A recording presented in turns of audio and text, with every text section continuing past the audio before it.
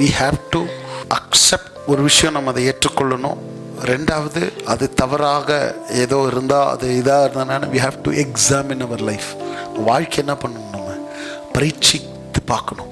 அப்போது உங்கள் வாழ்க்கையில் நீங்கள் ஆண்டவருக்கு எந்த பகுதியை ஒப்பு கொடுக்கலையோ அந்த பகுதியை அவர் தொடவே மாட்டார். என்னோட லைஃப்பில் நிறைய பகுதி இருக்குது.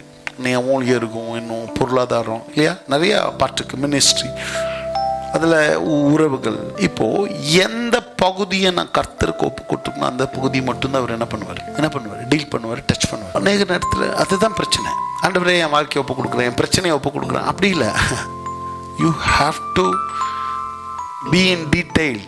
ஆண்டவர்கிட்ட என்ன பண்ணணும் நீங்கள் எப்பவுமே. அவருக்கு ஒன்றும் தெரியாதா? தெரியாதா? அவர் சர்வ ஞானி, அவருக்கு எல்லாத்துக்கும் தெரியும். அவர் தெரியாத விஷயம் ஒன்றுமே இல்லை.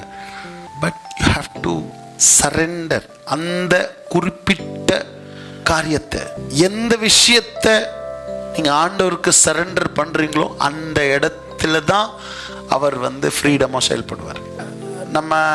அவர் தான் நம்ம உருவாக்கியிருக்கிறாரு, உண்டாக்கியிருக்கிறாரு. அதே நேரத்தில் அவர் ரொம்ப ஜென்டில் காட். அதனால தான் என்ன சொல்கிறேன்னா, எப்போவுமே நான் வாசப்படியில் நின்று என்ன பண்ணுவோம், நான் கதவை ஆனால் கதவை உடச்சிட்டு வர்றதுக்கு அவருக்கு எல்லா அதிகாரமும் இருக்குது. ஆனால் அவர் அப்படி பண்ணுறது இல்லை. அதுதான் அவர். அதனால தான் அவரை நம்ம ஆராதிக்கிறோம். அதனால தான் அவருடைய அந்த மகத்துவமான அந்த அவருடைய அந்த ஒரு ஜென்டில்னஸ் அவர்கிட்ட இருக்குது. எந்த பாட்டை நீ அவருக்கு ஒப்பு கொடுத்துருக்குறோ அந்த பாட்டை தான் அவர் டீல் செய்வார். அந்த பகுதியை ஸ்பெசிஃபிக்காக. அப்போ அவருக்கு தெரியாத ஒன்றும் இல்லை, அவர் சர்வ ஞானி. ஆனால் நீங்கள் அந்த இடத்துல அவருக்கு ஒப்பு கொடுத்து இந்த பகுதியில் நீங்கள் என்ன பண்ணுங்க, ஆண்டவரே எனக்கு உதவி செய்யுங்க, என்னுடைய பலவீனமான பகுதி இது, என்னால் இந்த இடத்துல என்ன பண்ணணும்னு தெரியல, இந்த இடத்துல எனக்கு ஒரு குழப்பம் இருக்குது.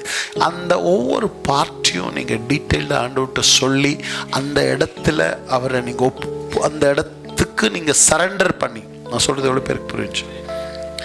சரண்டர்னால் நம்ம வாழ்க்கையில் அப்படியே கையை உயர்த்தி ஆண்டவரே நான் இங்கேருந்து சொல்லுவேன் ஒப்பு கொடுங்கன்னு, நீங்கள் கரங்களை உயர்த்தி ஆண்டவரே ஒப்பு கொடுக்குறேன்னு போகிறது இல்லை. அது இல்லை. 12:1 சொல்லுது ரோமன்ஸ்.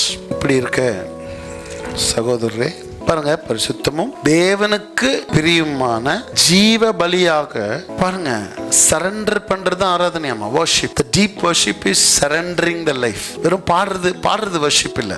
பாடுறது என்ன இல்ல, பாடுறதுக்கு பேர் என்ன இல்ல, வர்ஷிப் இல்ல. வர்ஷிப் என்பது உன்னுடைய ஆவி ஆத்மா எல்லா பகுதியும் ஆண்டவர் என்ன பண்ணணும், ஆண்டவரை உயர்த்தணும், ஆண்டவரை மேன்மைப்படுத்தணும். இப்போ எந்த பகுதியை இங்க ஒப்பு கொடுக்கலையோ அந்த பகுதியில் ஆண்டவருடைய கருத்தை உங்களால் என்ன பண்ண முடியாது, பார்க்க முடியாது. நீங்கள் அவர்கிட்ட சொல்லி இந்த பார்ட்டில் எனக்கு உங்கள் உதவி தேவை அப்படின்னு ஆண்டவர்கிட்ட என்ன பண்ணணும், ஜெபிக்க கற்றுக்கணும்.